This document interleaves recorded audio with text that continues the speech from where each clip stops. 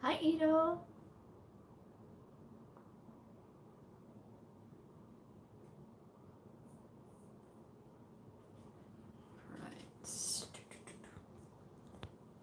There, that's better.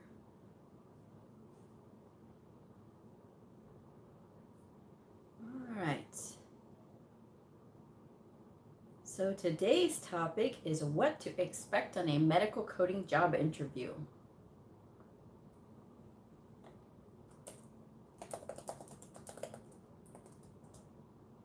Hi, Jerry.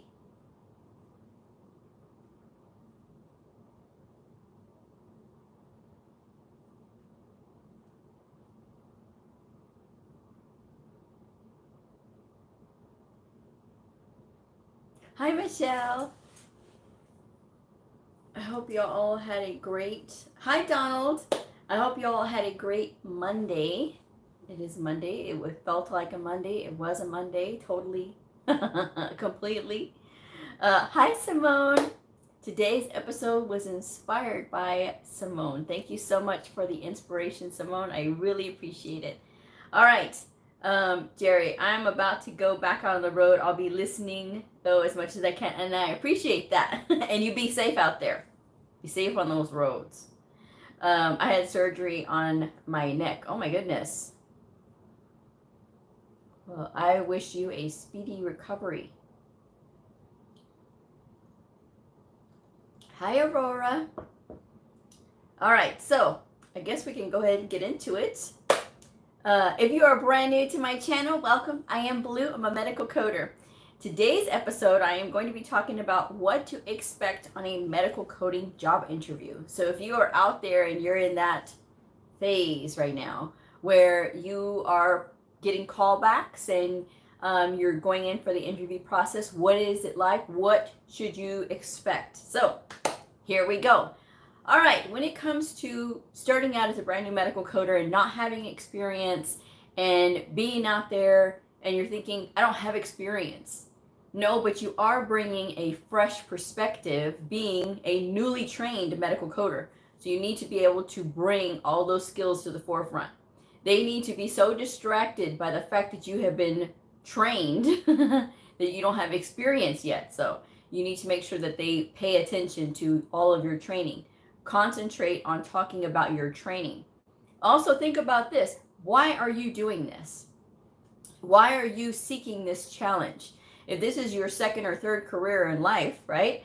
Talk about all the things that you're going to be bringing, all of the experience and all of the transferable skills that you can be bringing into this position. Because you're not coming in there with nothing, right? You are coming in there with some valuable play, which is those skills, that medical terminology, anatomy, and patho.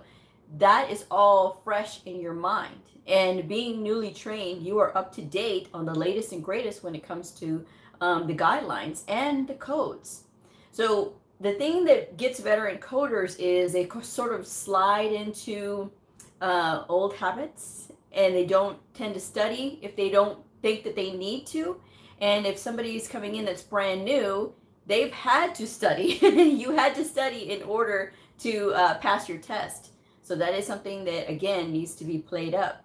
Now, when you're going in for these interviews, of course, you want to look as professional as possible. You don't want to go in there with jeans. Don't ever show up to an interview with jeans. And it doesn't matter if you are doing this over Zoom. Because this is a COVID world and we're just living in it, really. You may do interviews over Zoom or some other, electronic way of doing an interview, or you may have to go in person. Even if you are doing it over like a Zoom, you want to still make sure that you are professionally dressed. Don't wear jeans, even if you're sitting down, because you never know if you might have to stand up. And then they would really see what you have on. So just make sure that you are professionally dressed when you are going into an interview or you're going to be on camera on an interview. Another thing that I will say is if you are on camera doing an interview, make sure that your house is quiet. Please put away any barking animals, or if you have small children, make sure that they are in another room, because this is a business, right? And these people have very little time, and you want to be able to put the best impression forward. You don't want to put the impression of, stop that, I'll be right there, hold on, you don't want to do that. You want to make sure that you are engaged and you are paying attention during this interview. So even if you are there behind a camera, don't have your cell phone out, put it on silent, okay? It should not even be going off during your interview. These are very basic things, but it's the details that get people, okay? And so in this industry, it is all about details. So make sure that you are setting yourself up for success. Talk about those skills that you have learned, in your program, in your school. Don't complain about your school if your school was going too fast. If your school went too fast, if you didn't have a good teacher, a good instructor, they don't need to know about that. They need to know, what did you learn, okay? Because they're not concerned with how your teacher was, or if they were good, or if that school is bad, or whatever. They are concerned with what you know. So be willing to share those things, but share positively, because employers are going to be attracted to very positive people rather than somebody who goes in and complains that they weren't trained properly and that they are hoping to get a chance to get in. You don't want to do that. You want to highlight all the good things. Now, you may be interviewed by a panel, so be expecting that. And a panel meaning it's going to be like a supervisor, and then maybe somebody from data quality, another, maybe a lead coder. Sometimes a physician is in on the interview as well, because if they are going to be there with you and you're going to be working with them, they want to see what you are and what you're all about, right? Who you are and what you're all about. Because when you are doing those types of interviews, again, it is about communicating and just being as relaxed as you possibly can, whether you are in person or behind a camera. When you are meeting them, though, in your mind, I always tell people the same thing. You are talking to a friend. Because if you have it in your mind that this person is not going to be my employer yet, this is a new friend, okay, then you can kind of relax. And once you relax, they're going to relax. Because employers do get nervous as well, because it's like speed dating, right? They have to be able to spend a few minutes with you, kind of gauge your knowledge and see if you're going to be a good fit for their company or their facility. So with that, you have to be prepared to answer questions. Don't ask them, do I need to bring my books? If you're doing a virtual interview, just have them handy. Have your whatever coding book that you have, the ICD-10-CM and the CPT and the HCPCS manual, have it handy, okay? Don't even ask them. Just be prepared. Have a medical dictionary handy as well if you need to, so that way you can look up a word really quickly. This is going to show them that, okay, this person is prepared. When they start asking you a question, you can say, okay, let me consult the book really quickly. And then you can flip to the book and be ready. That way, again, you are displaying good, good habits and showing them that you are prepared. And that you don't have to be told to be prepared, because that's another thing they're going to be gauging you on. How can we see if this person is going to be a self-starter or if they need constant direction? Because there are some employers that really don't want to have to spend a lot of time with you telling you what to do. You should be independent. The biggest thing about our industry is independence. And sometimes that gets muddied depending on your supervisor. But for some that understand what we're doing here, right? Independence is everything, because you're the medical coder. It is your job, your responsibility to get these records coded accurately. If there's a problem with the documentation, if there's a problem with the provider and their code selections or whatever, it is your job to educate them. Now, some places have an in-house coding educator and that kind of thing. If that's the case at that facility, that's something different. But in the instance that you have to be the one to do it, then you need to show that you're prepared. Your preparedness is having your books with you and just being ready. Because not having to be told, number one, to do that is okay. She showed up with books, or he showed up with books, ready to go. So if you don't have any books, that's okay. This is just a mere suggestion on what to expect and what you can do to make yourself look really good. But again, being interviewed by a panel, you're going to have a few different personalities. So try to connect with each one of them. Look them in the eye, even when you are on camera. The tricky thing about the camera, if you are not used to working with the camera, you can be looking off at the person instead of looking directly at the lens. You see how I did that just now? So I'm looking directly at myself, and now I'm looking at the lens. So most of the time when I'm talking to you guys, you'll see me looking directly at the lens. Very rarely will I be like looking at myself. So you want to make sure that you're looking directly at the lens, because you see that so many times. What'd you say? And it's just like, if you have somebody that knows, okay, how to look at the camera, okay, this is somebody that knows and we're engaged. Always look at your interviewer in the face, okay? If you are doing it virtually, make sure that you're looking directly at them. And don't look down. Do not mumble. Whatever you do, don't mumble. Even if you don't know the answer, or if you have to think of your response, you can repeat back their question, because that'll give you a little bit of time to like kind of put together what you want to say, and then you can go forward. So it's going to give you that time. It's so that way you're not going, you know, you're actually taking the time to repeat back what they said and then go forward with your answer. So mirroring a little bit there is going to help you, because it'll buy you a couple of seconds for your brain to think. Okay. Again, you're talking with a friend. You're just displaying all of your good talents, because a lot of you are super talented. It's just that nervousness part that gets to some of you, and that's okay.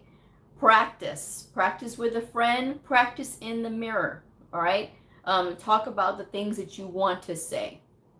Don't give them like those run-of-the-mill perfunctory answers. They want to see a person in their natural state. And if your natural state is to make people laugh, even just by being yourself, that is totally fine. But you want to make sure that you always remain professional, of course. But doing those things is going to get you on that right path to giving a good first impression. Okay. So let's see what we have here on the comments. Guy, you're speaking to my heart. Guy says, I'll wear red bottoms. Red bottoms, okay, Christian Louboutin shoes. Now, clearly he knows his shoes. I love shoes. Yes, Christian Louboutins are so beautiful, so gorgeous. And one of these days. But in the meantime, I will continue to admire them. But that's funny that you know about red bottoms and Crocs. Okay, now, really, you set me up and then you let me down. Crocs. Hannah, I was just told that the only job I could get as a biller. Not the vibes I needed. I was just told that the only job I could get is as a biller. I don't know who told you that, but they're wrong. And I'll tell them that they are wrong, because they're wrong.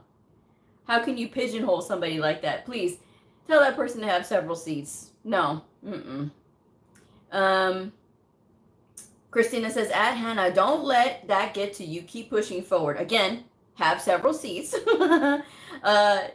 Hannah says, they said there is a job where I can do billing, coding, and audit. I guess you get contracts. That person clearly doesn't know what they're talking about, Hannah. Stop talking to them.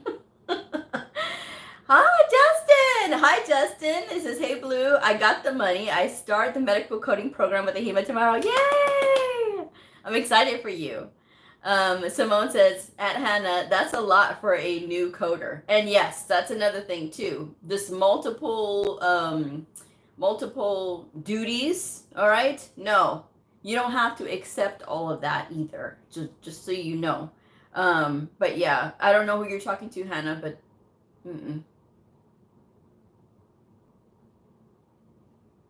I don't get how they can just tell you that the only job you could get is as a biller. No, if you want to be a coder, you can be a coder. No. No, don't think so. But yes, so again, going back to the topic at hand, what to expect on a medical coding job interview. You may be asked questions about medical terminology, anatomy, and pathophysiology. They're just going to ask you basic things. Sometimes they may ask you questions about your suffixes, prefixes, and root words, if you know these. And they're going to test you because they need to see what do you know. These tests are different no matter where you go. There's a lot of different things that people are going to be looking at. And especially if they are in different specialties, if it's an oncology place, they're going to ask you a lot of oncology questions. And they're going to ask you about the rules. So having all of those books handy, I'm telling you, is going to help you. But if you know you're interviewing for a specialty type place like oncology, review the oncology guidelines. If you're doing it for cardio place, review the cardio guidelines before you have your interview, so that way you can prepare and just kind of be ready for anything. You know, you have to be flexible enough that there may be some questions that you don't know. You know, and if you don't know, try to use your references. And if you can't use your references, well, that's one thing you know you're going to have to study on more. You could always say, I can do some research for you and get back to you on that one. And they'll know that, you know, that's something that you're not familiar with, but that's okay. Don't get discouraged whenever you have something that you don't really know. You're not going to know everything going right in. So, Taishina says, here for the positive energy and motivation. Good. I'm glad. But yes, interviews can be different. They can be fun. Some of them are fun. I've had people laugh before I've made them laugh during my interviews, and it's just part of me, part of the things that I do when I start meeting people. And I relax, because even I have to tell myself, sometimes I'll get, you know, really nervous. But yes, I will start to relax and start to make people laugh. And, you know, so it's good. And it's good to make people laugh. It's good to put people at ease. You can put anybody at ease, you know, just by being yourself. You know, that's all you can do. But again, talking about your skills is going to go a long way. Knowing where you are applying, because a lot of times an employer will say, well, what do you know about us? And if you haven't done your research, you'd be like, yeah, they're not going to say, well, no, this person, they're just applying for anything and everything. So this is not who we want.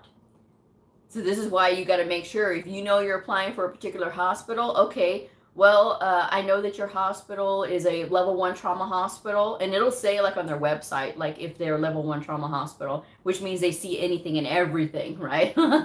And, or if it is just a, you know, if it's a clinic or something like that, oh, I know you see a lot of intense cardiac patients, or if they have a lot of conditions and things like that, because it'll talk about like the specialties, and that'll kind of give you some kind of clue. If you start looking at the providers that work at that facility, that's where you're doing your research, okay? So getting ready for this interview is going to take a little bit of prep work, but trust me, when you do this prep work, it's going to go a long way. Oh, they knew about Dr. So-and-so being a specialist. I really like this person. Because you did your research. And that's going to show them that you do research as well. So think about that. It's still, again, it is the details. You don't have to memorize their faces. You don't have to memorize what they do. And even if you forget their name, you can say, well, I know you have a board certified blah, blah, blah on staff. Wow, how did they know that? The website. Okay, this person does their research. They know what they're doing. Let's give them a try. So Geetha says, planning to start a diploma in medical coding. Hopefully I can do it. You can do it. Your videos help me a lot to understand about the field. Thank you. You're welcome. But yes, so making sure that you do your research before you go and have this interview, because if they're calling you for an interview, that means that there's something about your resume or your cover letter that they liked. And if you have a really good resume, a really good cover letter, you're going to get more of these calls. The more calls you go on, and every place is not going to be a home run, right? Again, it's like speed dating, okay? It's not going to be a relationship every time you go, right? It's just going to be a, hey, how you doing? That kind of thing. So if you put out more good energy when you're going out there and you're saying, okay, well, I know about this hospital, I know about this hospital, I know about this hospital or this clinic, then okay, now this is a person that is really engaged with what we're doing and they're ready. Because you'll have coders that are brand new, they have no idea and they're so lost.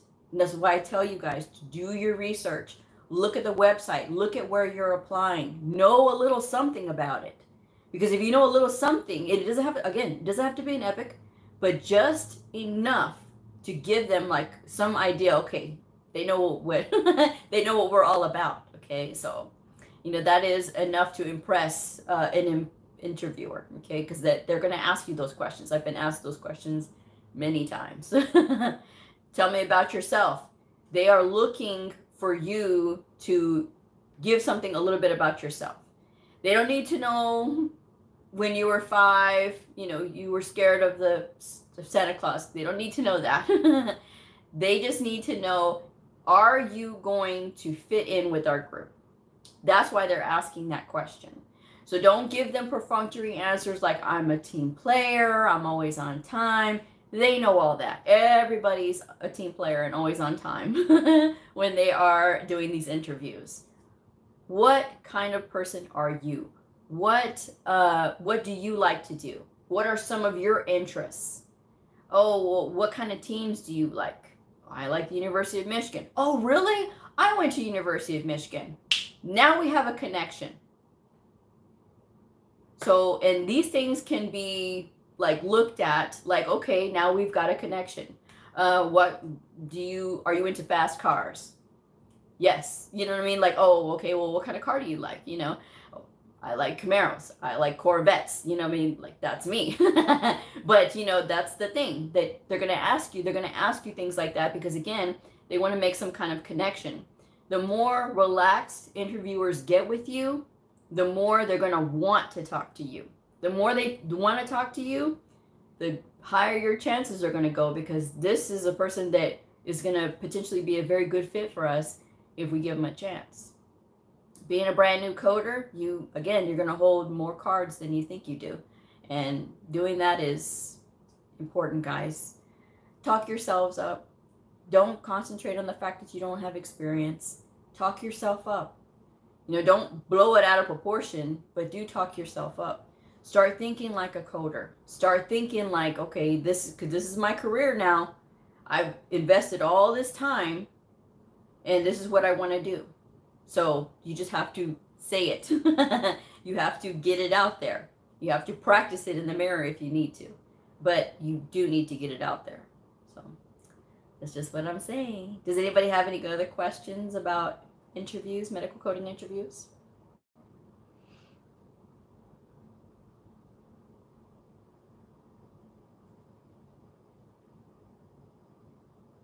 And Hannah, I will have you know that my first job was a medical coder. It wasn't a biller. So there's a lot of people that start out as medical coders. So you don't get discouraged because somebody told you that they said, oh, that you would do billing, that you can only get a job in billing. Because clearly they don't know what they're saying. Billing, coding, and audit. When you're billing, you're making sure that everything's in line. So yeah, you're doing a little bit of auditing there. And sometimes billers do also do the coding. It depends on how big the facility is, But there is always registering with those temp agencies. So you can always look at that as well as an option because that's going to get some experience on your resume. But don't get discouraged by what one person says. because that one person is not the gatekeeper to your entire career, right? Who is the gatekeeper to your career? You. You are the one who's going to be out there putting your resume out there and showing up at these interviews and applying for these jobs. So not that other person, you know. At least that's just my advice anyway. I think you can do a lot, and you're going to do a lot. Don't let anybody tell you you can't. I'm just saying.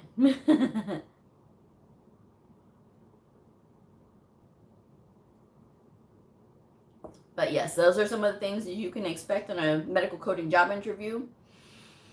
If they ask you back for a second interview, it's because they're probably narrowing it down between you and another candidate. So again, just do whatever you did in the first interview and do it 2 times better, because whatever you did is causing them to call you back. So again, my advice anyway. I'm excited for this new batch of medical coders that are going out there.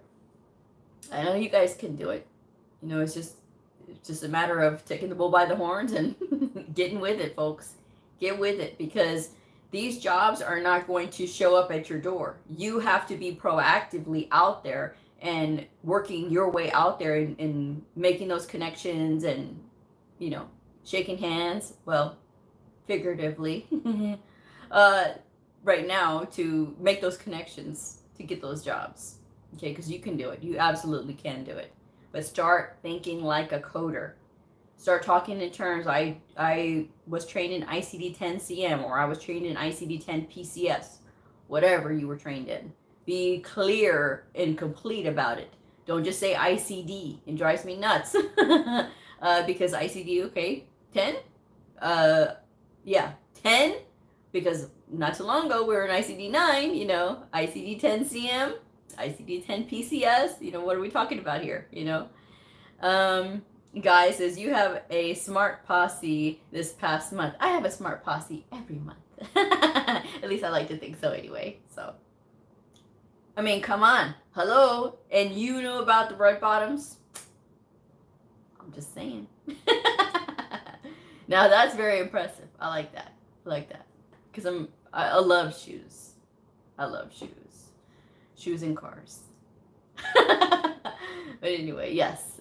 So, any other questions? Because it's kind of quiet tonight.